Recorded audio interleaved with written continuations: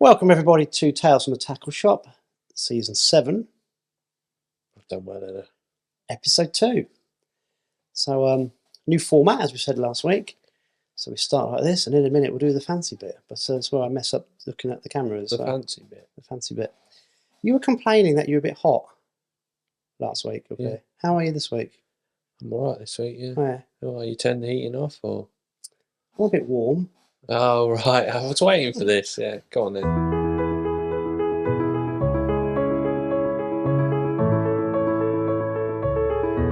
Oh, dear. It's on. Yeah. Put this on. Everyone can see me now. Yeah. You Can see Alex. Yeah. Are you crying? No, because I'm not an Arsenal fan. My name's not Mikel Arteta. How about Mikel Marino? Yeah, former Newcastle player. So, you guys won't know this, but we have a little chat about what we're going to talk about. And I didn't mention this, did I? In the I didn't need to. I knew what was coming. Well done, Arsenal, winning the league yesterday at St James's Park. I tell you what, mate, you go to St James's Park, you might as well play rugby. Right, yeah. I've never seen so much... I tell you what, Arsenal and Liverpool fans, both of them, are unbearable. Absolutely deluded. I wish I could zoom in at this moment in time. Honestly. So, anyway, we're not talking about football. Move on. Is that not what you say every time that Newcastle batter Arsenal in the League Cup semi-final, home and away? what's this? It doesn't matter. What's this? Yours don't do that. That's my swing tip. That's not your swing tip. It'd be mine, wouldn't it? What's this? Yeah, whatever. It's my swing tip. I'm getting... Anyway, congratulations on your win yesterday. Well done. Just want to check you're in focus, because we had a complaint. So, Yeah. Yeah, I think you're in focus. That's all right. Yeah, just thought I'd wear this for you, mate. I can't believe you're not moaning about the penalty you didn't have. What? So any tackle like that outside the box would be a free kick. Right. Do you agree? Yeah. So why is it not a penalty? Don't know. Why weren't your players sent off? It's football, isn't it? What would be sent off for? What? Elbowing our striker in the face. What about Lascelles? See. So second half, Lascelles actually grabbed Gyökeres by the face and pulled him over. Yeah. What's the difference? Massive difference. Gouging, mate. In rugby, that would be when a red you card. run past and go like that in someone's face with intent. That's deliberate. You're lanky, And 2 metre. And what about our penalty? Was that not a penalty? Well, it can't be. Rules of the game. Well, it's the same difference up the other end. It touched our goalkeeper first. No, you can't have one and not the other. No. Come on. No, the rule is can't have one if it hits and your not the body other. and then goes flying up into your arm, it can't be. It's no different to the penalty at the other end. Nick Pope touched the ball. He did more than that. He nearly Doesn't matter. You just said yourself. He As put long as it Gyökeres touches into the ball first, it doesn't matter. This is a fishing podcast. No, I'm just saying. Look, he's gone. Standard Arsenal Liverpool, moaning about a corner they should have had, or if. Do you know what I mean? Well done. You won 2-1. Well done. I can't believe I've got such a great reaction. Yeah. I should wear this again. Yeah. When we have the repeat at the Emirates. I'm not a bad loser, What was that? Was it a ghost? Probably. Anyway, sorry to upset Alex. Don't upset me. No, upset me. He was whinging at me downstairs about the engagement thing. Yeah. Yeah. Nice. Right, back to the fishing. So, you guys won't realise this, but we actually put a bit of thought into this season. For once. Yeah. And... started early, didn't it? Are you back in the room now? Yeah. I'm just waiting for you to carry on. Okay. So, I think we started in May. We thought we'd go tench fishing. Now, Alex being a knowledgeable tench angler from the past. Oh, yeah. I've caught loads of tench. We went to an old water of yours, didn't we? Do you want to tell the tale? Yeah. So, obviously, when we failed quite miserably with trying to catch one out of the 16-foot that you assured us was full of tench and stuff like that, and then blamed me that I lost one on Benwick. It was you did lose one on Benwick. Yeah. Well, you were never going to hook one, so just say leave that one there. If I did hook one, mate, my shark hooks, it wouldn't have come out. No, you'd have out-hooked it. So we thought we'll have a good go of it. Obviously, spring being the perfect season for tench. and there's a venue sort of special to me, I suppose. In the area, we used to bike there as kids, and I thought it's known as the Tench pit. We knew it as the Tench pit, so I thought it'd be perfect, you know, reminisce, go back and have a look. So we did some homework, didn't we? Went and had a look. We didn't just do homework. We pre-baited. Well, we cut a swim out, didn't we? Which I was amazed at. I thought there'd be swims cut in, because when we used to fish, it was like muddy banks where people used to fish it all the time. So it was a bit, I don't know, when we was pulling the weed out, there was a lot of weed, weren't And it was dead. Yeah, dead a lot weed. of cotweed. Weird. It's like, Lack of life in it. yeah, really weird, because it used to be full of fish and used to be gin clear and you could see the bottom. And anyway, so we put some bait in, didn't we? And then went early the next day. Was it 2 days later or the next day? A couple of days, weren't it? And it's not just a little, it's not like you just get out, you can't fish it. It's quite a mission to get there. Yeah, it was off the beaten track, and we had to kind of jump over fetch through the undergrowth. Yeah, so we got fishing. Oh, you did? I was a cameraman. Yeah, we got fishing and we give it 2 hours, did we? Nothing. Not even a perch. 2 hours in and you'll float home. No. And it was, then the sun got up and we looked and we could see all the pre-bait from the day before. Not even a swan had eaten it. All the sweet corn was there still, yeah. It was like, don't think there's a lot left in here. So I was disappointed we didn't catch, but I was more gutted the fact that what a little lake it was, well, quite a big lake it was, and how it's just devoid of fish. It was just lifeless, weren't it? It was. It was the cormorant we saw sort of land. Was it when we were pre-baiting or fishing? Yeah, on the way out, I think it was. Yeah. Yeah, I mean, whether that's been part of the problem, I don't know. I think there's quite a few issues down here. Yeah. Yeah. But it's such a shame, really, because it was perfect for juniors in the town to go in the close season. So we thought, well, what are we going to do then? It was like, I don't know, 7:30, 7:45 in the morning. You come up with an idea, didn't you? Every cloud has a silver lining. Yeah, yeah. So we ended up going to Wetherspoons. Where else? Yeah, well. And we had a fry-up. Yeah. And then a little light bulb went off in my head. This doesn't happen very often. And then we thought this would make a good little sub-feature. So we know that in the winter, many a Riverine Open angler or Winter League angler queues outside Spoons. Pike angler, they all go there. Yeah, queue out 7:15. 7 o'clock, yeah, they're all out there. Lou Van Gaal's there first. When he bags his pay, is it table 22? Yeah, that's the one. Yeah. Yeah. I sat on that table last year. I could feel the aura. Can't get a bait. How's it go? I can't get a bait. I was over there today in Carrot Crunchy. Norfolk. Yeah. I nearly escaped without getting attacked by anybody, but yeah, it was good. Anyway, we were in the Spoons and we thought we'd do this little extra section. So here's our subsection for season 7. See if you like it. We've had one of our historic tench fishing trips where we've caught just shy of nothing again. It's his fault. So it's fry-up time. We've come to the mighty Wetherspoons and we're going to grade them on 3 levels. Yeah. Value for money, taste, and service. And the maximum they can get for each is 5 tench. So we'll wait till we get our fry-up and we'll let you know what we think.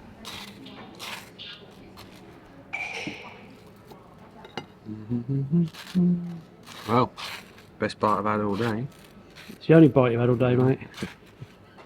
And it's only 9 o'clock in the morning. We've been up early at least. In fact, it's not even 9 yet, is it? Ooh. 3 minutes. What, past or 2? 2. So this was $16.60 for 2 and unlimited coffees. So what's that half? So that's £8.30. What are you giving that out of 5 then for value for money? Oh, I think it's value for money for what things cost nowadays, yeah. You didn't give me a figure though. Out of 5. Out of 5. How many fish are you going to give it? How many tench? 3 tench and a perch. Didn't take us long to finish that off, mate. No, demolished it. Right. The most important thing, scores, value for money. You've given yours already. 3 tench and a perch. Are you changing that? No. No. I'm going to go value for money. You've got 2 eggs, 2 sausage, 3 hash brown, 2 bacon, 2 toast, 8 beans. I'm going to go 5 tench, 5 tinkers. Right. Service, including cleanliness. Fast. We'll say 4 tench and a perch. 4 tench and a perch. I'm going to go 4 tench. Yeah. Speed isn't everything, but it was service with a smile. Oh yeah. Very clean. Can't beat spoons, can you? So I'm going to go 4 tinkers. Okay, taste. I'm going to go 3 tench. 3 tench. Yeah. I take you. I'm still finishing that one. Okay. Thank you. You take that one if you like. Thank you. Thank you. Thank you. See ya. Okay, service with a smile. Service with a smile. Yeah. Taste. Now, this is for me. It's all about the sausage and the coffee. So the sausages aren't great, and I do like real coffee. So I'm only going to go 2. But very hard to please. There we go. That's our Weather spoons. So we'll put mine and Alex's total at the bottom, and we'll go somewhere different for our next fry up Breakfast. in Fenland for the angler, for the discerning angler, Yeah. not tench fishermen. Well, tench fishermen will catch something, okay? You've been very quiet today. You're sulking because you blanked again. I'm getting good at this blanking. So, yes, we're grading fry-ups with tench and perch. Yes. So, tench is 1 point, and Alex made a perch off the top of his head. Yeah. Just swing it in. They normally come in on the act, don't they? They do, yeah. The next one we've got is really funny, but we're not going to give it away. No. Because we had a third person join us. That's all I'm going to say. Has he clicked that he's going to be a bit of a star with this one? He's in hiding at the minute, I think. Yeah. The lesser spotted bagpuss, but that's all we're going to say. Yeah. Anyway, so that's our little subsection. So we need some ideas of places to go. We've recorded a few. We're not going to give too much away. But I will say the Green Welly is on our radar. Feeling brave? Yeah, I know a lot of anglers go there. It's, central to a lot of the fishing in Fenland, isn't it? People have said about the Sunshine Calf in Whittlesea is one. Will he take exception if we taking a camera? I don't know. I've heard he's a bit feisty. Yeah, he likes cash. Yeah. Where else? Yeah, I mean, you anglers know it better than anyone. Where you would think we suggest to give it a rate. We're supposed to be on a diet, but we'll do this just for the sake of the podcast and for you guys. Yeah. I mean, Alex has got to get into his wedding suit. But... Yeah. Anyway, the first Tench visit was a bit of a disaster, but we didn't give up, did we? I had come up with another cunning plan. I thought, actually, no, we asked the viewers, didn't we? And one of your customers suggested. Can you remember where? Rockland Mere. Yeah, Rockland Mere. So I got in touch with the owner. We had a lake exclusive. We did. We booked the lake. We thought, this cannot fail. This is Tench paradise. We walked round, didn't we? It's not a big lake, but very pretty lake, isn't it? And I was like, I'm going to have fun getting these out. And we took a celebrity with us, didn't we? Well, we did, didn't we? We hired the lake for the day. We thought we'd treat him, even though he's whinging about not being invited on the tope fishing trips. Right. Have you seen that? Yeah. Well, if you can't catch tench, Bob, what makes you think you can catch a tope? Yeah. And they've got teeth. Yeah. So they don't eat worms. They don't like cheese either. No, that's true. So yeah, we took Bobfish Tench with us, didn't we? On the proviso that the legend, that is Bobfish Tench, would catch us a tench. Do you want to tell the tale? Yeah, so we got there. Choice of swim. Obviously, Andy chose the best swim straight away, or what he thought was the best swim. Bob went for the short walk, and I just thought I'll go down to the right hand side then. Bob did go for the short walk, didn't he? He kind of like literally up near the gate. Fair enough. So, as always, after about 10 minutes, Andy's caught just shy of all. And I've had, I think, a couple of crusions, something like that. Bob's not caught nothing. There was a lot of fish activity. There was fish blowing everywhere. It was like, once we sort of sussed out what we were fishing for, I think we thought every tench was about this big, didn't we? Yeah. But after a while, catching one this big's a bonus, I think. My biggest tench was that big. That's a bit of an exaggeration. I've got a picture. Yeah, about 4 ounces. Yeah.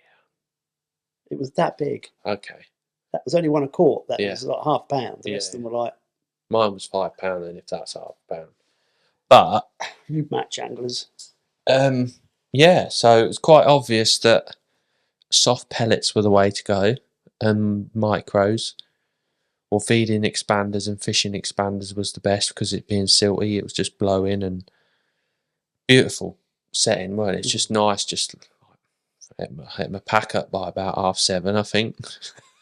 I was that bored. I drunk all my tea and drunk all my drink, and I'm like...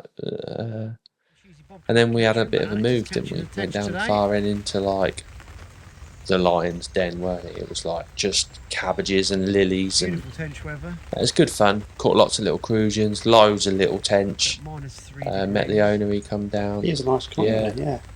So we did fulfil the challenge, didn't we? No, we needed a proper tench, 4 or 5 pound tench, not these little things. Mm-hmm. We just got to admit it's beating us at the minute. And next year, I think we need to catch a nice big tench off some lily pads. I still think the 16 foot. It's shit. It's crap. Even the cormorants have given up on the 16 foot.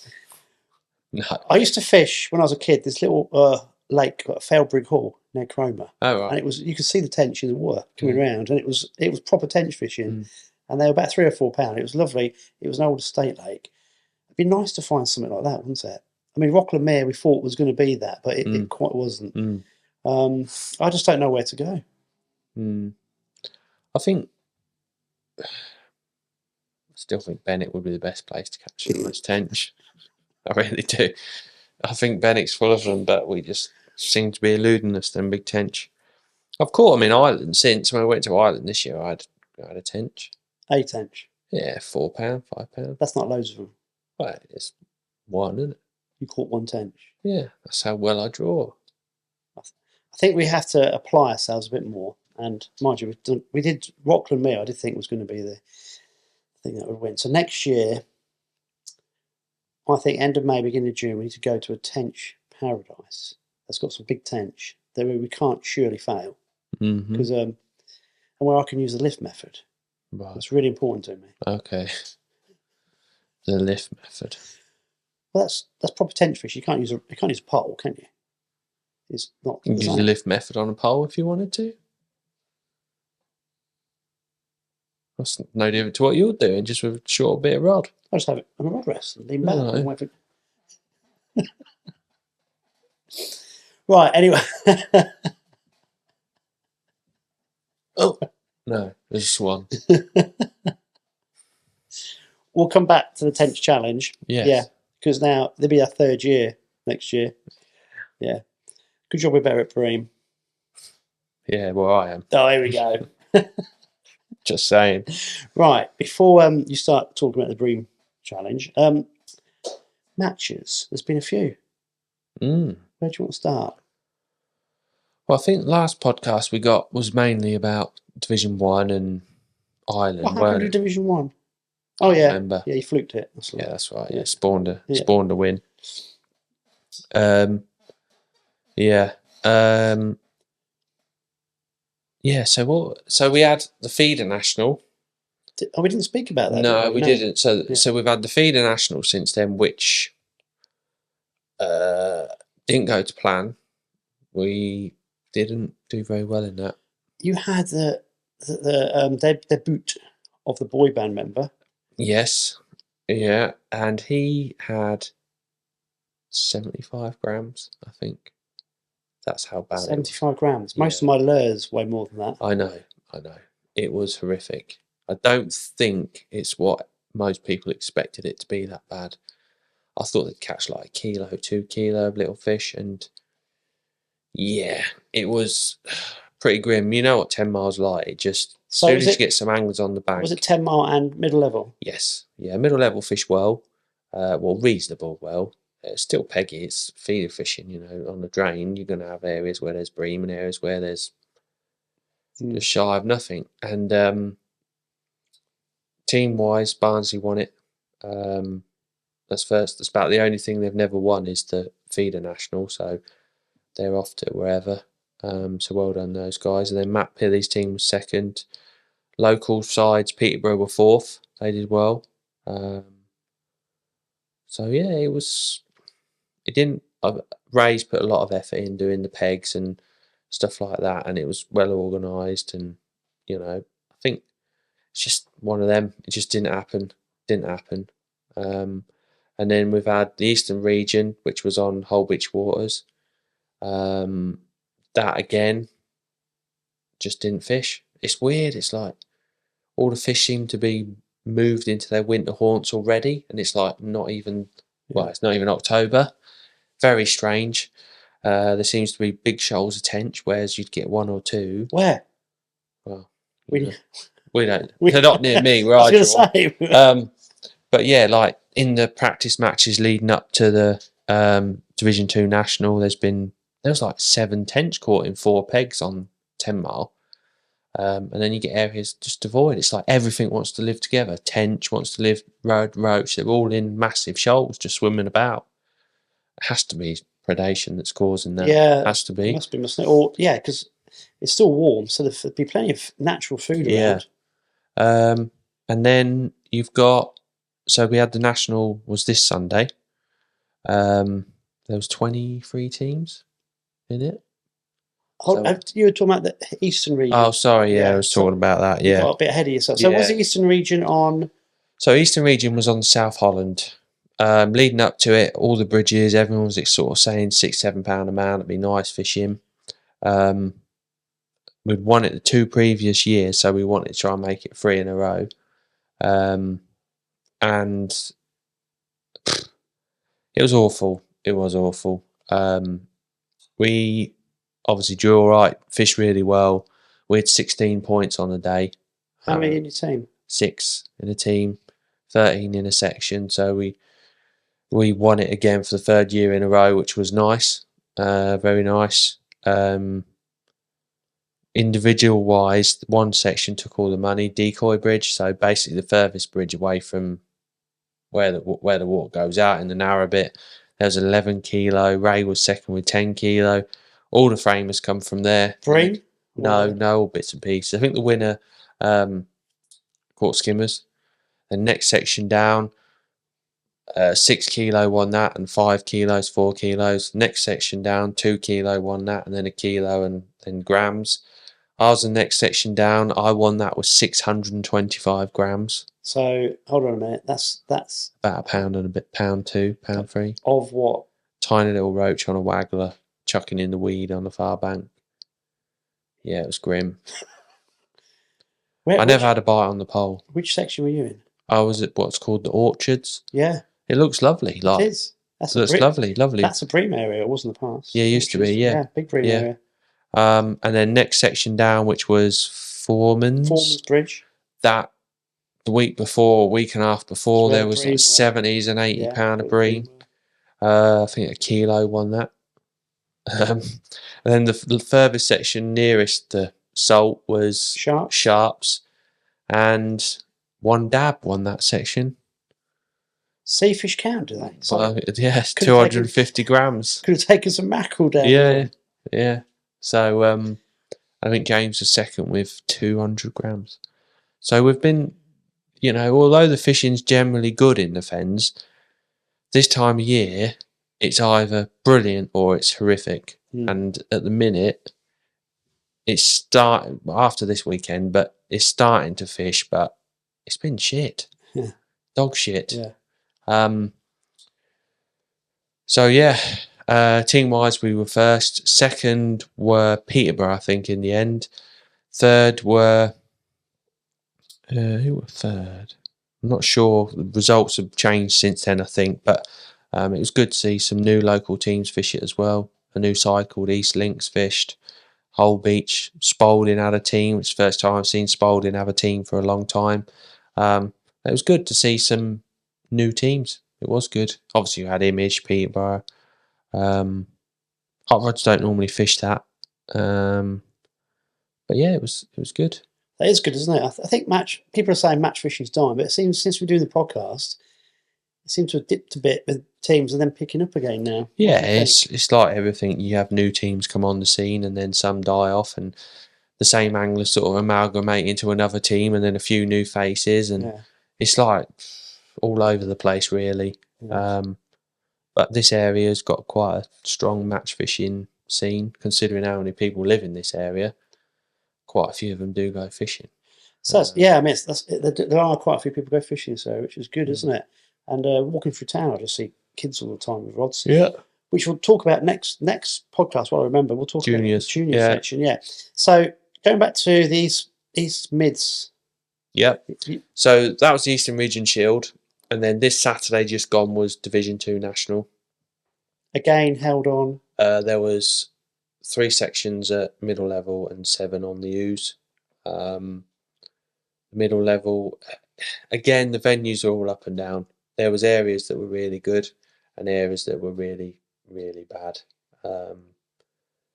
Areas that we thought were going to be good were really bad as well come the day. So A section was Denver boats. That was one with a kilo and a bit. What, on the U's, on 10 mile? Yeah. There was 3 kilo weights and the rest were all like 75 grams, 150 grams, 200 grams. Like really, real tough. But it's a team match.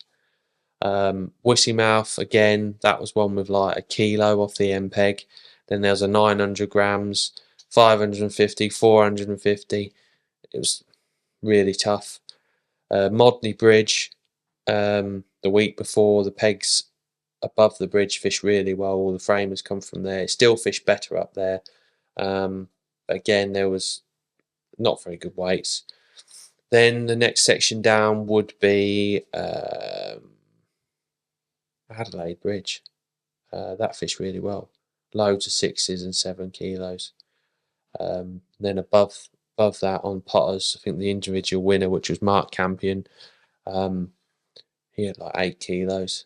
And then the section I thought would be really good was Little Thetford. The first section you come to, and that was the worst one out of the 2. It's mad. Absolutely mad. The fish just disappeared. We went and practiced that. Like, this is the select team. We went down, me and Ray, and practiced with them last Wednesday. Was it Wednesday? Yeah, last Wednesday, and they all caught loads of fish nearest the middle. You know, like 14s, 15, 16 pounder, lovely roach, and then come the match, they just completely switched off, which is a shame, really. Middle level again, like 4 kilos at one end, and it was just real peggy, really peggy, patchy, proper hard fishing. You know what I mean? Hard fishing. So team wise, Tackle and Bait Select come 4th, which before the match started, I looked at their pegs and I said, they've drawn really shit. I didn't want to tell them that they're drawn bad. Like, they're drawn all the ends you didn't want to be.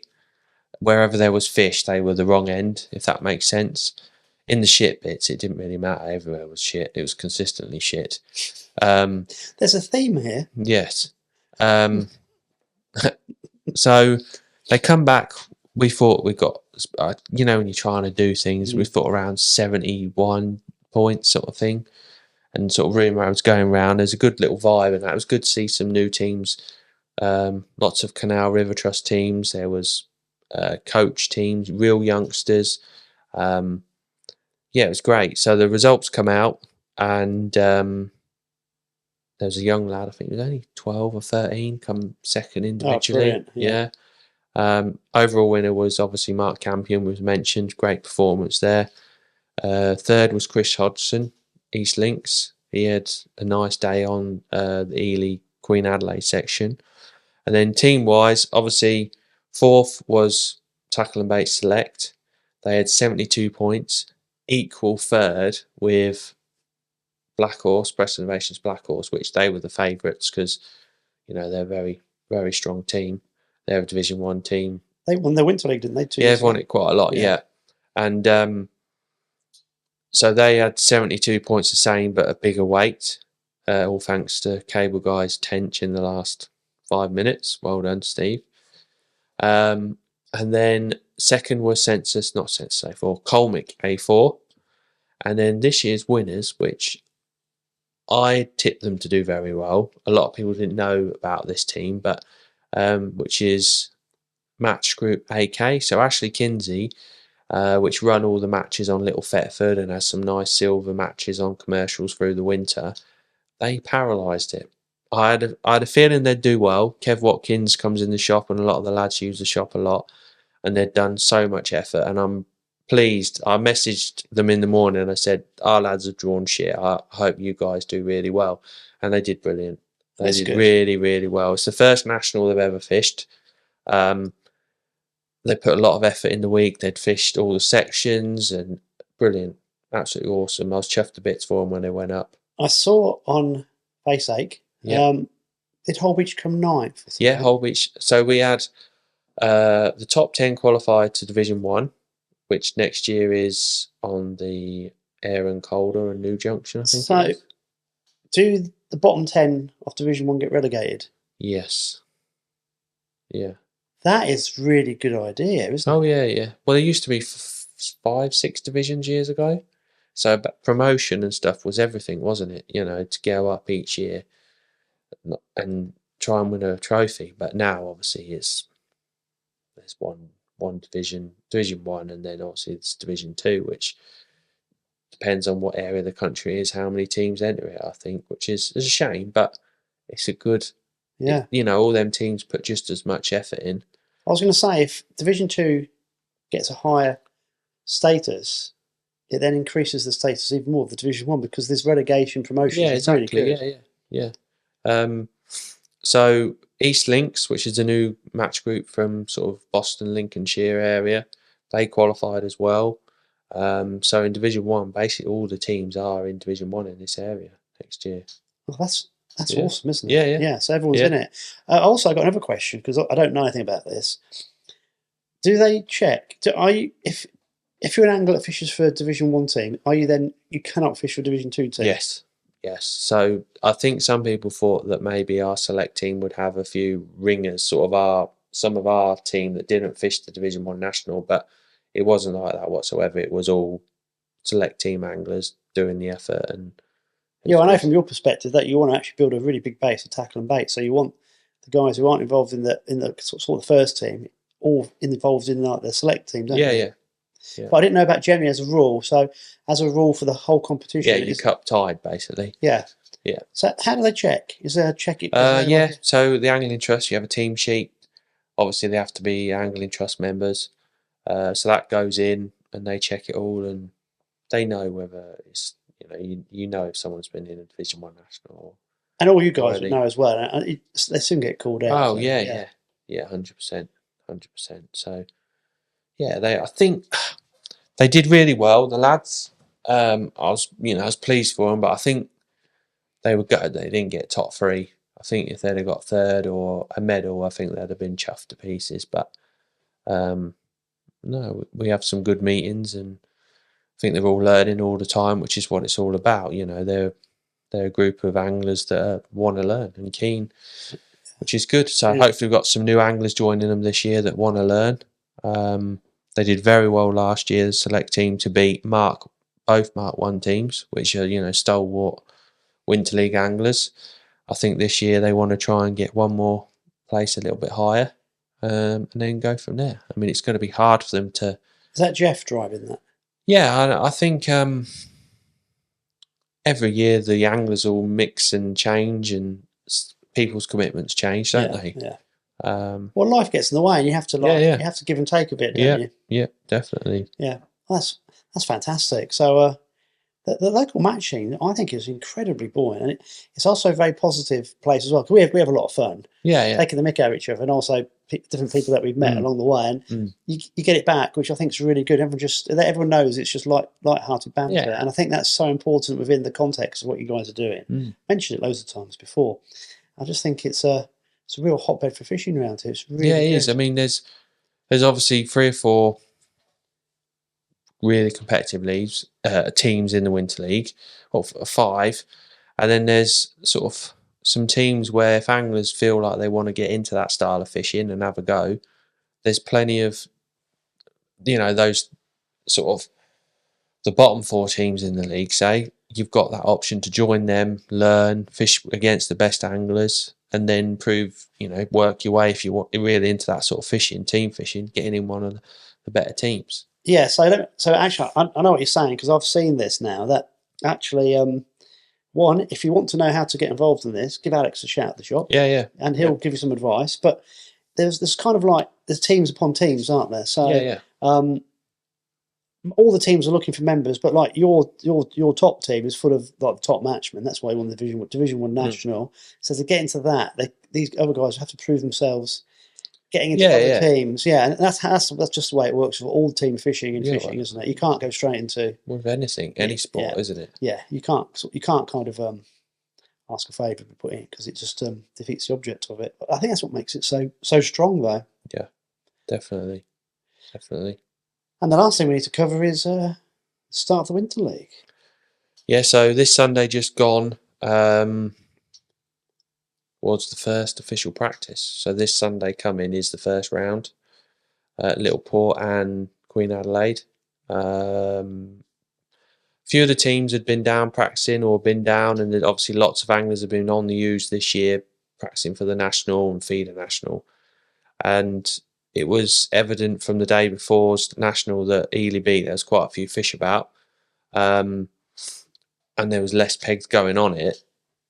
And it fished its tits off, really. It fished really, really well, considering the conditions at the minute. It's so clear, no flow. It just proves how many fish are there. And when we're struggling, the fish are there. They just back away from the angling pressure. Yeah. You can go on any of these venues and pleasure fish and catch £20 easy. You know what I mean? You catch skimmers and tench and big perch and whatever you want to catch, you can catch it. Tench? Yes, you can catch tench. Yeah. Are you sure? Yes. So the match was won by Alistair Ogilvie. He drew the MPEG. Obviously, these venues are dominated by MPEGs because there's lots of sections all over the place. So MPEGs do rule on any natural venue. He had £36.11, all roach, rudd, odd skimmers. Lovely net of fish. He was the MPEG furthest away from Queen Adelaide Bridge. There's going to be 2 sections there this week, so there'll be another 8 pegs past him. Then runner-up was Steve Joy from the same section. He had 29 something. Simon Godfrey was in between the two of them. He had £28. There was weights all over the place, basically. The top weight from Little Port was Rob Wright. He drew M but 1 peg, bung holes towards the permanent peg, 52, 53, something like that. He's had 5 tench and lost 7 or something, he said, because it's real weedy and snaggy this there. Mythical tench, mate, on this range. It's getting to me. I know. He had £25. I think he was just out of the frame, or did he frame? Can't remember now. But yeah, that Little Port was a bit harder, but still good fishing. I had my best days fishing I've had since I've been back from Ireland. I had £6.8 for second in my section, which was the worst section of the match, but if I get time, bung old baits over here. Get time, I could edit the violin over this. Bung old baits. I had a nice eel. Did you? Yeah. Highlight of the day, that was. Don't catch many of those, mate. No, it was big and all. It was a nice one. So yeah, all looking good going into the first round. Be another tight league. The first 2 rounds on Little Port, you wouldn't think would be peggy venues because you're sort of all in a line at Little Port, but you've got to be in the right ends of sections and fish come in from here, and I do really enjoy fishing the U's. It's nice, top 5 fishing, balling in. Don't know what it is about just throwing loads of ground bait in. You get satisfied by it, don't you? We can attack it. Yeah, you can. You can be aggressive, but it's quite technical and little things make quite big differences. But as a team, well, me personally as well, I never feel like I've got it right on there. It's always, don't know, it's strange. It's never been kind to us as a venue. Like, we always put the effort in more on that venue than anywhere, and I don't think we've won a round on there yet. So if I think back in the day, even back when I was match fishing, when I was a nipper, these roach, there was big roach around then. Yeah. Because the cormorants weren't around. Yeah. And they were so flighty, they would move up and down. Wissy Mouth was fishing one week, then the windmill would be fishing, then the railway line. And these fish, this must be the same shoals of fish moving up and down. Yeah. And I should imagine it's still the same now with the migration of fish. Yeah. Oh, mate, she's kept you awake at night. I was just listening to all the Arsenal rubbish on there.